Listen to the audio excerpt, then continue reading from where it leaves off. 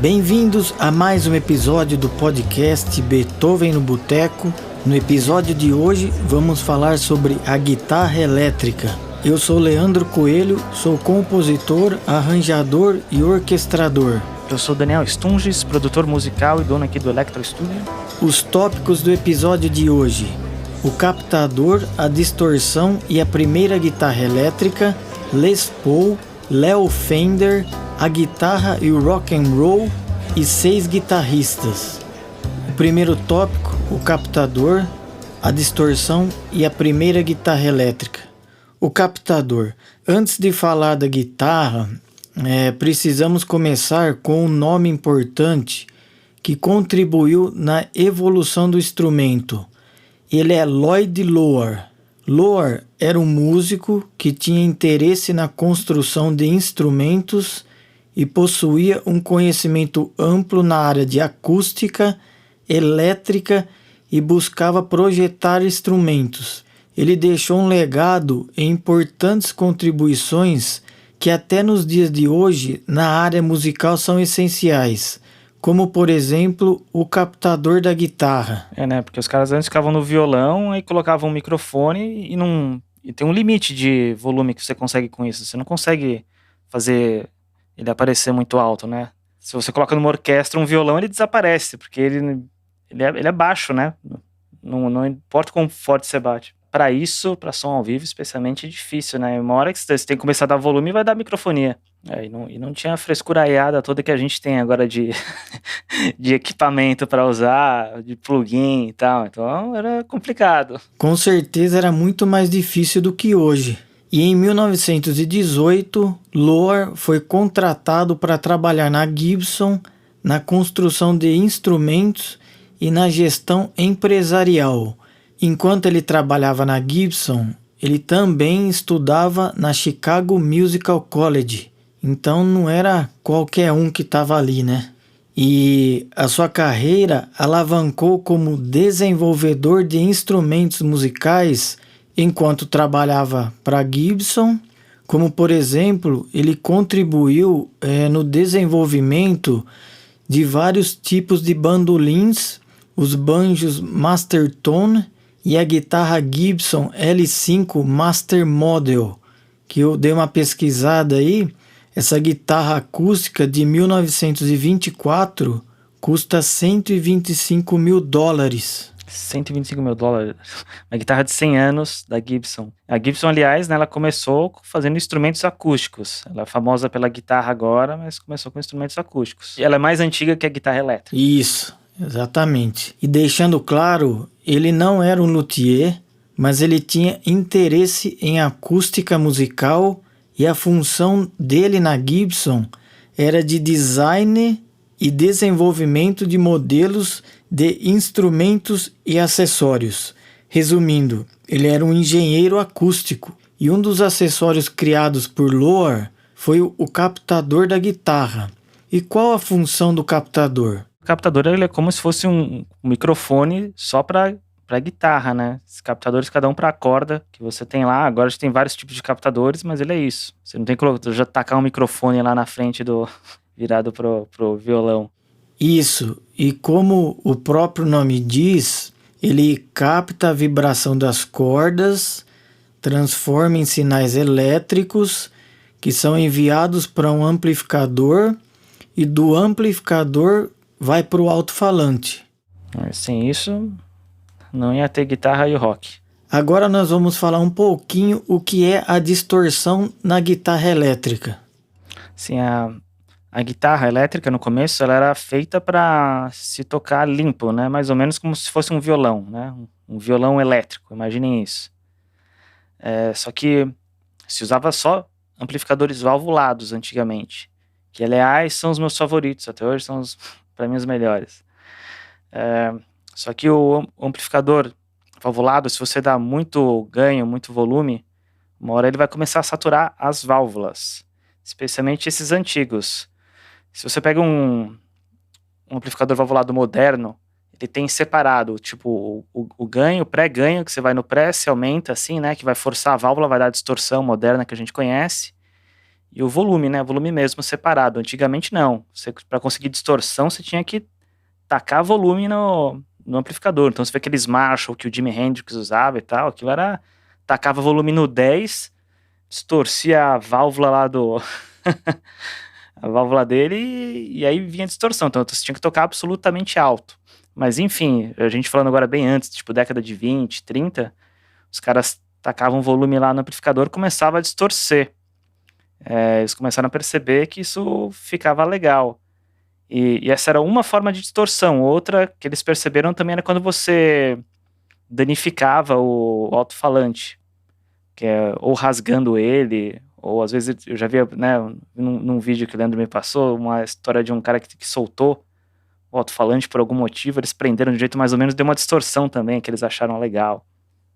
Então, se você faz uns cortes nele, não vai vir aquele som limpo que ele era feito para ter. Hoje em dia a gente tem os alto-falantes, obviamente, feitos pensando em som distorcido já e tal, né? Só que fazendo desse jeito que eu falei, né? Com amplificadores modernos. Os caras, tipo The Kinks, You Really Got Me, que é o exemplo mais famoso de cara que pegaram uma faca e cortaram o alto-falante em alguns trechos para dar aquele som. E tem o caso também do músico Willie Kizzard, da banda Ike Turner and the Kings of Rhythm, que na década de 50 eles foram gravar em um estúdio com um amplificador valvulado que estava com defeito e acabou resultando em um som característico, assim, bem diferente. E eles curtiram, acharam legal e deixaram e gravaram com esse som. Teve esse cara que fez antes e depois teve The Kinks que também fez isso. Fez um pouco diferente, não lembro o que ele fez exatamente diferente, mas também cortou, também estragou lá o alto-falante para dar distorção. E esse caso do The Kinks que você explicou agora, foi o músico Dave Davis que cortou e furou o cone do alto-falante literalmente do amplificador para alcançar o efeito desejado lá que ele gostaria antes da gravação da música. E o Really Got Me, como você citou aí agora há pouco. Essa coisa de amplificador com defeito às vezes dá certo, né? Teve até o Kurt Cobain, ele tinha eu já vi umas histórias que ele tinha um amplificador quebrado aí que usou em gravação e que deu certo também, fica um som distinto, né? Eu vou falar que hoje em dia não precisa cortar seu alto-falante, né? Que tem os amplificadores já preparados para ter distorção, tem 1 milhão de pedais, tem o fuzz, pedais de fuzz também. O primeiro pedal foi produzido comercialmente em 1962, chamado de FZ1 Fuzztone, produzido pela Gibson. E em 1965, os Rolling Stones iriam gravar uma versão atualizada de Satisfaction, e então o Keith Richards gravou com o pedal FZ1, essa versão mais nova. Foi isso mesmo, que eu lembro da história que teve acho que baixista que gravou uma música, ele ligou o baixo direto na mesa, por algum motivo, aí deu uma distorção, isso dá um som bem característico. Se você pega o pré e dá bastante ganho nele, não sei se foi por causa disso, imagino que foi, até pelo que eu ouço do som dessa música. Aí você só abaixa a saída, né, para não estourar a fita e tal, onde você vai gravar, e aí dá esse som de distorção que eles chamaram de fuzz. Tipo, se você ouvir Black Dog do Led Zeppelin, o som da guitarra é isso, é uma guitarra ligada direto na mesa, não é no amplificador. Então aquele som de baixo dessa situação é tipo essa. Ele quis um som diferente. Ou ele foi preguiçoso, mas ele fala que quis um som diferente. Ou foi preguiçoso e ligou, mas acho que era o Led Zeppelin, o Jimmy Page era cheio de tentar coisas diferentes, né, nas produções do Led Zeppelin. Então acho que foi disso também. Outras pessoas fizeram também, acho que o T-Rex também deve ter músicas que foram gravadas assim. O Lenny Kravitz acho que já fez também. Eu consigo fazer, eu já fiz aqui, testando aqui no estúdio. Eu tenho um pré que é muito bom para isso. Que dá bastante saturação. Então eu também já liguei guitarra direto aqui pra dar esse timbre diferente. Então a música Black Dog é o som do pedal fuzz. É como se fosse, né? É ligado direto na mesa, mas é mais ou menos como se fosse. Mas aí o que aconteceu, né? O cara fez essa gravação, né, com baixo, aí gostaram, alguém pegou e criou um pedal pra fazer isso, né? Não ter que ligar desse jeito. E aí foi esse pedal que o Keith Richards usou no riff da Satisfaction, que fez um baita sucesso, todo mundo quis usar esse som e começaram a fazer vários tipos diferentes de fuzz. O fuzz face, mais famoso talvez, né? E o Jimi Hendrix começou a usar e aí já era. Aí todo mundo começou a usar fuzz. Vamos explicar um pouquinho para o pessoal a diferença da distorção do amplificador e da distorção de um pedal. É bem diferente, porque é a válvula, que você está saturando a válvula, né? Tá dando ganho nela para saturar. Tanto que tem gente que às vezes pega um amplificador valvulado, coloca no canal limpo e aí liga um pedal de distorção. Isso não é legal. Legal é você dar um ganho com a válvula e você usa um pedal, um overdrive, para dar uma empurrada a mais no amplificador. Isso pode saturar mais as válvulas de saída, aliás, as válvulas do power amp, que é a mesma que você satura quando você coloca o ganho no máximo. Fora que às vezes tem tipo uma equalização do pedal, tipo o Tube Screamer é muito famoso para isso. Você usa ele para dar um ganho a mais e ele, ao mesmo tempo, ele deixa eles falam em inglês, né, que o grave fica mais tight, né, ele fica mais definido, o grave fica mais definido, então é muito usado em metal. Tipo o JC 1800 da Marshall, é o amplificador mais famoso da Marshall, ele não é um amplificador de alto ganho, igual um PV5150, por exemplo, um Mesa Boogie. Você tem que deixar ele bem alto, né, para conseguir uma distorção, mas para ficar aquela distorção de metal mesmo, que é usado, tipo Slayer, tantos outros usaram, o JC 1800, você tem que colocar um pedal, tipo um Tube Screamer, para dar essa puxada a mais. E aí são distorções diferentes, né, o overdrive, o distortion, o fuzz, então, e aí vai, foram criando várias, né, mas é para ser um complemento.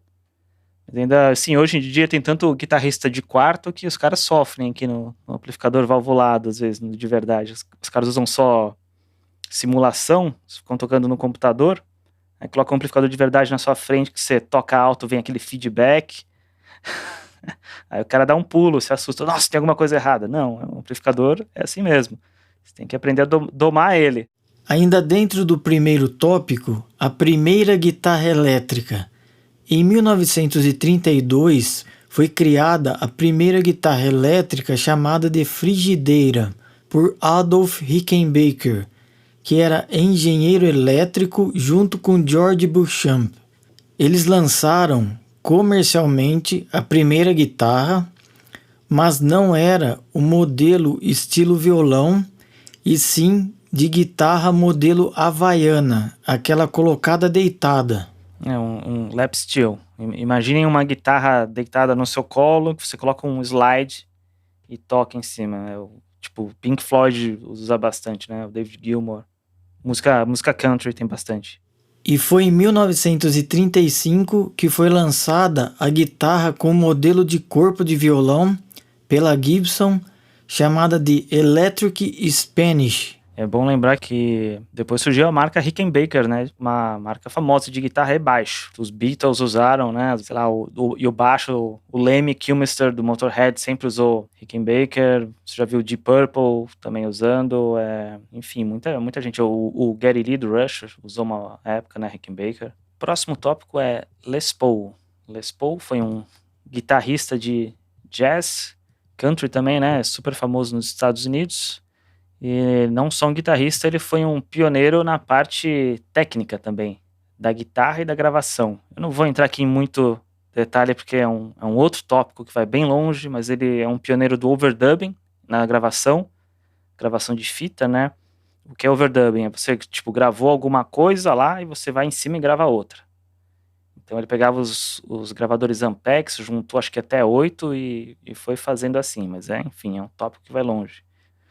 Outra coisa que ele ficou muito famoso, né, é justamente a guitarra Gibson Les Paul. Vocês devem conhecer o nome pela guitarra até mais do que pelo músico, mas ele foi um músico de bastante sucesso na época. Ele resolveu o problema das guitarras semiacústicas. Qual era o problema delas? Elas davam muito feedback. Então ele criou uma guitarra de corpo maciço, que foi o que acabou virando O modelo Les Paul que ele lançou com a Gibson, né? Era uma guitarra feia para diabo no início, por isso que ele criou aquelas bordas que a gente vê naquele formato parecendo um violão depois, colocava só esteticamente, né? Mas foi aí que ele criou essa guitarra, que é, Gibson Les Paul é um dos principais modelos de guitarra, digamos, top 2, né? São 2 modelos. A gente já vai falar sobre o outro, que eu acho que é mais famoso ainda. A Gibson Les Paul, se você for pensar rapidão, né? Tipo Jimmy Page, Slash, Jeff Beck, quase todo mundo usa muito como guitarra principal, usou, né? Ele mais pra frente foi fazer a SG também, com a Gibson, também essa nem eu sabia há um pouco tempo atrás, foi ele também que desenvolveu, acho que também era para ter o nome dele e por algum motivo tirou, né? Mas a Gibson SG, que você vê que tipo com o Angus Young, com o Tony Iommi, também foi ele que ajudou a desenvolver. Então, um cara pioneiro em várias frentes da guitarra. É só um complemento, foi bem interessante o jeito que o Les Paul ajudou a desenvolver a guitarra.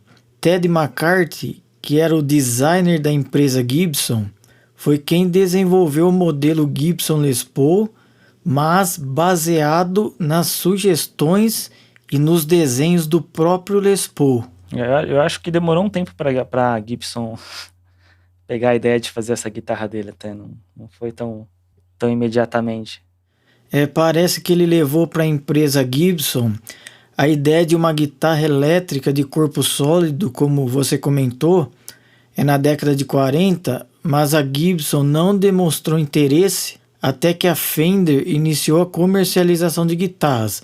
Aí a Gibson quis correr atrás. E em maio de 1952 foi lançada a guitarra de modelo Gibson Les Paul Signature Model, e também ele inovou na área de gravação com experimentos de overdubbing, como o Daniel explicou, efeitos como tape delay, phasing e gravação multitrack. Próximo tópico aqui, mais uma pessoa muitíssimo importante para o desenvolvimento da guitarra elétrica, Léo Fender. Léo Fender norte-americano. A empresa dele ficou famosa primeiro pelo desenvolvimento de uma guitarra chamada Broadcaster. Teve que mudar o nome porque alguém já tinha esse nome patenteado, não sei se era a própria Gibson, não lembro quem. Mas enfim, acabou sendo o que a gente conhece como a guitarra Telecaster. Telecaster, quem já viu os Rolling Stones ao vivo, é aquela guitarra que está com Keith Richards. Uma inovação da Fender foi que ela não era uma guitarra de corpo inteiro, então o braço é separado. Se quebrasse o braço, você podia trocar o braço, não tem que trocar a guitarra toda. Mas a Fender é famosa principalmente por causa da Fender Stratocaster, que acho que é a guitarra mais famosa de todos os tempos. Você pensou em guitarra, você pensou numa guitarra Stratocaster, provavelmente. Que é a que Jimi Hendrix usou, Eric Clapton, Richard Blackmore, Jeff Beck também. A guitarra quase perfeita, né? Se tem uma guitarra perfeita, bom, é a Stratocaster, é o que chega mais próximo disso. Era um negócio até meio alienígena, de tão moderno que era pra época, né? Nos anos 50. Buddy Holly, você via, era um negócio parecido de outro mundo ali com uma Fender Stratocaster. Ela tem várias vantagens, tipo, o corpo dela não é um corpo que atrapalha, assim, pra tocar. Ele fica bem encaixado em você, sabe? Não é tipo uma Les Paul que ela é meio desajeitada. Ela foi, acho que a primeira guitarra a ter 3 captadores, né? Então tem ponte, braço e um captador no centro, que ninguém tinha feito isso antes. E outra coisa legal é o headstock dela. Você pode reparar que as tarraxas, né, onde você afina a corda, ficam todas do mesmo lado. Se você olhar uma Gibson Les Paul, fica metade de um lado, metade de outro, igual um violão. Um dos problemas disso para Les Paul é que desafina. Gibson é famoso por causa disso, porque desafina fácil a guitarra. A Fender, ela resolveu esse problema com o headstock deles.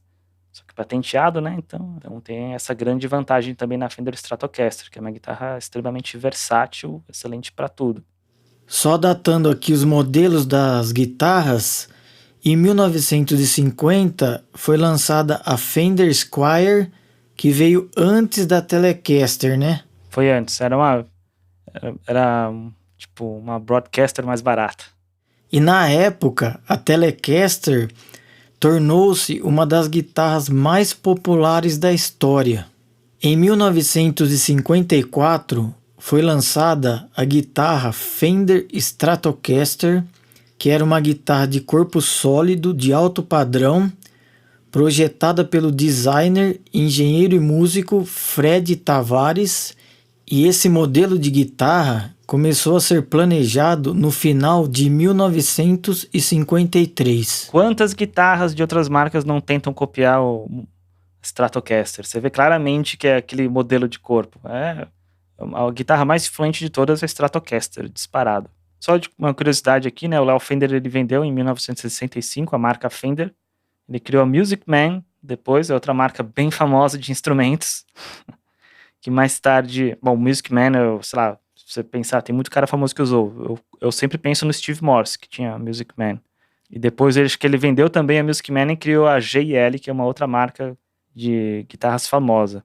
E agora o próximo tópico, a guitarra e o rock and roll. O rock and roll surgiu nos Estados Unidos em meados da década de 50 e a guitarra foi um símbolo deste gênero musical, impulsionando as fábricas de guitarras e surgindo novos modelos, como a Gretsch Duojet 1953, a Fender Stratocaster 1954, Gibson Flying V 1958, a Gibson Explorer 1958, que é a irmã da Flying V, a Gibson SG 1961, a Rickenbacker 360/12, 1963, entre outras. E agora vamos falar de dois guitarristas que foram essenciais na história do rock and roll, Jimi Hendrix e Chuck Berry. Chuck Berry nasceu em St. Louis, Estados Unidos, em outubro de 1926 e faleceu em março de 2017. Foi um dos guitarristas pioneiros do rock and roll e intérprete de várias canções famosas como Maybelline, Roll Over Beethoven, Rock and Roll Music e Johnny B. Good. Esse é Johnny B. Good, famoso também no De Volta para o Futuro, muito boa aquela cena em que ele toca Johnny B. Good, que aparece o cara da banda ligando pro primo dele, né, pro primo Chuck, seria o Chuck Berry, olha, ouça isso, tocando, né, Johnny B. Good. E Chuck Berry é o... Cara, assim, que é difícil falar que alguém foi o primeiro a fazer alguma coisa em qualquer estilo musical, qualquer arte, assim, porque sempre tem alguém fazendo a mesma coisa em algum lugar do mundo e ele ficou menos famoso, mas o Chuck Berry eu acho que é o mais importante do início do guitarrista, do início do rock. O mais influente, disparado, influenciou todo mundo, por mais que ele parecesse ser um mala. Tem as histórias que falam que ele era meio chato, né? Com as bandas, ele não tinha uma banda, ele ia fazer um show em algum lugar, aí esse lugar tinha que ter uma banda aí. Porque ele também ele tinha a suposição na cabeça dele que qualquer músico tinha que saber tocar todas as músicas do Chuck Berry, afinal ele é o Chuck Berry. Ele já fez algum projeto com o Keith Richards, que ele tava sendo meio chato com o cara de som, aí você vê os dois discutindo assim, que o Keith Richards começa a defender o cara do som, aí eles começam meio que brigar. Mas total pioneiro, cara, importantíssimo pro início do rock, Chuck Berry. O cara era bom, meu. Algumas guitarras que o Chuck Berry utilizava: Gibson ES 335, 1956 Gibson ES 350 TN, Gibson Les Paul Custom e Gibson Firebird V. Putz, todas são legais mesmo, mas assim, aqui a 335 acho que é a mais icônica com o Chuck Berry. Até o Rich Blackmore também usou a 335 antes de começar a usar a Stratocaster no Deep Purple. Se você olhar o ao vivo com orquestra do Deep Purple em 1969, ele ainda usava a 335, o Gibson 335. Então eu voto nela. E agora Jimi Hendrix. Nasceu em Seattle, Estados Unidos, em novembro de 1942 e faleceu em setembro de 1970. O Seattle já fazendo barulho no rock desde essa época. Pois é, Seattle já estava bombando. E considerado um dos maiores guitarristas da história, inspirado pelo rock and roll e pelo blues, Jimi Hendrix está no Hall da Fama do rock and roll. E agora o Daniel vai citar algumas músicas famosas de Jimi Hendrix. Putz, tem várias, né? Purple Haze, tem a versão dele de All Along the Watchtower, do Bob Dylan, que é também incrível, super famosa. Fire, eu gosto mais de Fire. Hey Joe, também famosíssima. Jimi Hendrix é para os guitarristas o que a Stratocaster é para guitarra, né? Pensou em guitarrista, pensou no Jimi Hendrix. Quase tudo que você vê de guitarra de rock vem do Jimi Hendrix. Até eu já vi o Jeff Beck falando. Quando ele apareceu em Londres, ele foi assistir, foi arrasador para ele assistir o Jimi Hendrix, que ele pensou, putz, e agora, o que a gente faz? O que a gente faz depois disso? Jeff Beck, bom, o Jeff Beck foi humilde também, porque o cara é um gênio que, pelo amor de Deus, assim, é que é meio difícil hoje em dia, porque as pessoas copiaram tanto ele, a influência dele foi tão gigantesca, quando você assiste ele, você fala, parece que não tem nada de tão incrível assim, é porque ele foi o primeiro a fazer tudo aquilo, você não consegue ter noção, simplesmente não existia, igual o Beatles, sabe? Tanta coisa ali simplesmente não existia antes. Então vamos lá para algumas guitarras e amplificadores que o Jimi Hendrix utilizava. Guitarras: 1968 Fender Woodstock Stratocaster, Gibson Flying V, Fender Stratocaster e Fender Jazzmaster. Eu sou um grande fã de Flying V, mas não tem como não voltar na Stratocaster nesse caso, né? Stratocaster e Jimi Hendrix são sinônimos, cara. E agora 2 amplificadores que o Jimi Hendrix utilizava: Fender Princeton Reverb e Marshall JM45 Tube Guitar Amp Head. O Marshall, fácil. Esse é um modelo super clássico da Marshall. Sonzão, só que é aquela coisa que eu falei, é antes do JC1800, ou seja, você tinha que tacar o volume no máximo lá para vir a distorção que vinha tocando o Jimi Hendrix. Então era um volume ensurdecedor que ele tocava. Senão não vem a distorção, não tinha essa de volume de botão de ganho. É no volume master. Você tinha que dar volume para saturar a válvula e vir a distorção. Tá certo que ele usava pedal de fuzz junto, mas ainda assim, tocava absurdamente alto. Vamos falar aqui sobre 6 guitarristas, então. Eu escolhi 3, o Leandro escolheu 3, para comentar um pouco e sugerir para vocês ouvirem aí também, né? Vou começar com um clássico primeiro, o Brian May, guitarrista do Queen. Eu achei legal falar sobre ele porque ele tem um estilo muito único de se tocar guitarra, e a guitarra dele em si também é muito única. Conhecida como Red Special, não é uma guitarra que ele foi e comprou na loja. Ele e o pai dele construíram essa guitarra. Eles pegaram a madeira de uma lareira que eles tinham na casa deles lá, de, sei lá, com centenas de anos, pegaram algumas peças lá e construíram a guitarra. E é basicamente a guitarra que ele usou a vida inteira. Óbvio que depois alguma marca que recriou, né? Porque a guitarra fica antiga, não vai sair em turnê com ela, tipo hoje, né? A guitarra vai ficando delicada, mas é essa, e ajudou a ter o som único dele, né? Aquele som com bastante médio. Ele usa amplificadores Vox AC30, também é legal falar isso. O estilo dele, cara, até é difícil de descrever. Eu vou recomendar aqui alguns discos, tipo A Night at the Opera, do Queen, o News of the World, do Queen também, e pegar talvez algum que é um pouco mais rock depois. Não, pega o último do Queen com o Freddie Mercury, Innuendo. Ouçam esses discos e prestem atenção na forma como ele faz bases e tudo mais. Ele tá sempre fazendo alguma coisa nova, tem muitas linhas melódicas, às vezes, quando ele pode ele coloca, quase como se fosse um negócio clássico, especialmente nos solos dos anos 70. Você pega uma música tipo, acho que é 39, se eu não me engano, que ele faz um solo tipo, sei lá, 16 guitarras, 16 linhas de guitarras, fazendo contraponto, fazendo de tudo, assim, é total música clássica construída com uma guitarra, um negócio sensacional. Então, ele é um dos guitarristas com um som mais único, estilo mais único que você pode encontrar. Ele é um cara total gênio, que aliás ele é um astrofísico também, além de tudo. O primeiro guitarrista que eu escolhi foi o Michael Monarch. Ele é mais conhecido pelo trabalho como guitarrista da banda Steppenwolf. Quem não conhece a banda pelo nome, com certeza já ouviu a música Born to be Wild em algum lugar. Eu gosto muito do estilo e do timbre que o Michael Monarch gravava os discos do Steppenwolf. No entanto, que essa banda é a única que eu coleciono vinil. E também ele trabalhou gravando com Janis Joplin e com Roger Glover do Deep Purple. As guitarras que ele utilizava eram a Fender Squier e a Fender Stratocaster. E de amplificador, ele utilizava o Fender 1963 Concert Amp. Falando aqui sobre um guitarrista mais moderno, queria falar sobre o Jack White, ficou famoso com os White Stripes. Ele criou talvez o último grande riff de guitarra no sentido de ir pro mainstream, né, que é Seven Nation Army. Você ouve as pessoas cantando em estádio bastante. Ele também tem um estilo muito único, ele sempre se inspirou bastante em músicos e sonoridades mais antigas, né? Tanto que o White Stripes, e até a carreira solo dele, ele se recusava a gravar em Pro Tools digital, era tudo na fita. Foi a partir do Lazareto pra frente que começou a usar Pro Tools.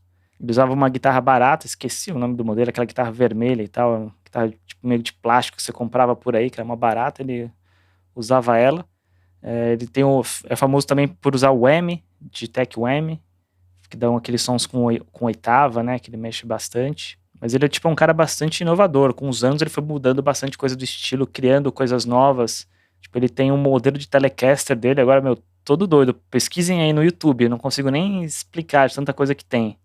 O modelo de amplificador com a Fender, ele cria muita coisa legal pra caramba, tipo, de efeitos de guitarra. Tudo que eu faria se eu fosse milionário é o que ele faz. Então eu sou bastante fã. Ele foi visionário em várias coisas, né? Tipo, também no mercado do vinil e por aí vai. Eu recomendo as pessoas ouvirem ele no White Stripes, Elephant, que é o disco mais famoso da banda. O segundo disco do Raconteurs, uma outra banda dele, né? Chama Consolers of the Lonely. Tem um dos melhores sons de disco de rock que eu já ouvi. Uma mixagem incrível. Foi o Vance Powell que mixou. E seria legal também ouvir, tipo, do disco solo dele, acho que talvez o último, que não tem nome, é No Name, que as pessoas deram um apelido, né? Que você vai ouvir todas essas loucuras mais novas de guitarras diferentes e efeitos que ele foi criando em parceria com várias empresas. O próximo guitarrista que eu escolhi foi o Eddie Van Halen, que era guitarrista e fundador da banda Van Halen, junto com o seu irmão Alex Van Halen em 1972. Ele é considerado um dos maiores guitarristas da história do rock, desenvolveu várias técnicas e também chamou atenção pelo modo rápido de executar o two hands, que é a técnica de tocar com as duas mãos no braço da guitarra. Uma você tá na mão esquerda, né, como ele não era canhoto, era destro, a mão esquerda tá tocando lá as notas, aí a direita que você tocaria com a palheta, né, lá embaixo, ele coloca do braço da guitarra também e vai tocando mais ou menos como se fosse um piano. E ele também construiu sua primeira guitarra sozinho, e ele dizia, abre aspas, algumas pessoas chamam de Frankenstein, eu chamo de meu bebê, fecha aspas. Algumas guitarras que o Eddie Van Halen utilizava, a Custom Built Frankenstrat e a Fender Telecaster. E de amplificador, ele utilizava o Marshall Plex 1959 SLP. Eu vou citar agora alguns solos memoráveis. As músicas Eruption, Jump, Beat It, que ele gravou com Michael Jackson, e Hot for Teacher. Eu não sou um grande fã de Van Halen, eu gosto pra caramba de Van Halen, mas nunca fui fanático, um super fã assim, mas eu acho que não, é a parte técnica, mas tipo, o talento, o negócio tão único que ele criou, meu, eu acho que não tem outro. Bizarro, assustador. Você vê ele, toda vez parece que vai explodir seu cérebro. Ele é tipo, pra mim é como quando eu ouço Mozart, parece que tem fogos de artifício explodindo quando você tá ouvindo aquilo. Um negócio muito louco. Curiosidade aqui, uma história curiosa do Dweezil Zappa, filho do Frank Zappa. Quando ele era criança, ele ficou muito fã do Eddie Van Halen, ele quis começar a tocar guitarra por causa disso. Um dia ele estava em casa, tocou o telefone, ele atendeu. Oi, aqui é o Eddie Van Halen, eu queria falar com o Frank. Que? Aí levou pro pai dele, o pai dele sabia que ele era fã, chamou o Eddie Van Halen. Falou que o Eddie Van Halen chegou lá, assim, vestido igual na capa do disco, carregando uma guitarra, e deu uma aula de guitarra pro Dweezil Zappa quando era criança. Não, essa história é muito louca. Imagina o filho do Frank Zappa, que é fã do Eddie Van Halen, conheceu ele pessoalmente e ainda teve aulas de guitarra, né? É muito doido isso, cara. Eu mudei do nada o último guitarrista que eu vou falar aqui, porque eu ia falar um cara clássico, mas resolvi falar um outro cara diferente também, mais moderno. Eu vou falar um pouquinho do Josh Homme. Ele é o guitarrista e vocalista do Queens of the Stone Age. Tocou também em outras bandas, tipo Caius. Tem um projeto muito bom que recomendo vocês ouvirem também, chama Them Crooked Vultures, que é com Dave Grohl na bateria, John Paul Jones no baixo, ele na voz e guitarra, e tem um outro guitarrista. Mas enfim, recomendo, baita disco. Imagina, né, uma banda com John Paul Jones e o Dave Grohl, essa cozinha, que coisa absurda. Uma coisa legal do Josh Homme, e eu quis falar dele por causa disso, é que ele se recusa a tirar timbres normais de guitarra. Ele nunca é um cara, como disse o Eric Valentine, que já produziu um disco deles, ele nunca, é um cara que nunca vai pegar um Marshall e ligar uma Les Paul e gravar isso, porque é muito fácil. É um som que todo mundo faz, todo mundo já fez a vida inteira. Ele até fala desse disco que eu recomendo vocês ouvirem, é Songs for the Deaf, que tem até o maior hit deles. Ele falou que o Josh Homme e o resto da banda, eles foram em alguma loja qualquer lá de usados, escolheram os amplificadores mais vagabundos que eles tinham lá, trouxeram todos pro estúdio e trabalharam neles para gravar o disco. Então é um monte de amplificador barato. Até teve uma época que ele não gosta de falar o que ele usa exatamente. Ele acha que cada um tem que chegar no seu som, então ele não fica contando, né? Teve uma época que ele falou que um dos amplificadores que ele usou nesse disco foi o Pivey Decade, que é um amplificador, acho que transistorizado da Pivey, pequenininho, de estudo, super barato. Aí o que aconteceu? O preço dele foi lá pra cima. Agora é super caro um Pivey Decade. Mas enfim, o que ele usou mesmo foi tipo uma combinação de vários amplificadores com vários microfones. Tipo, Eric Valentine falou que foi difícil até tirar o som.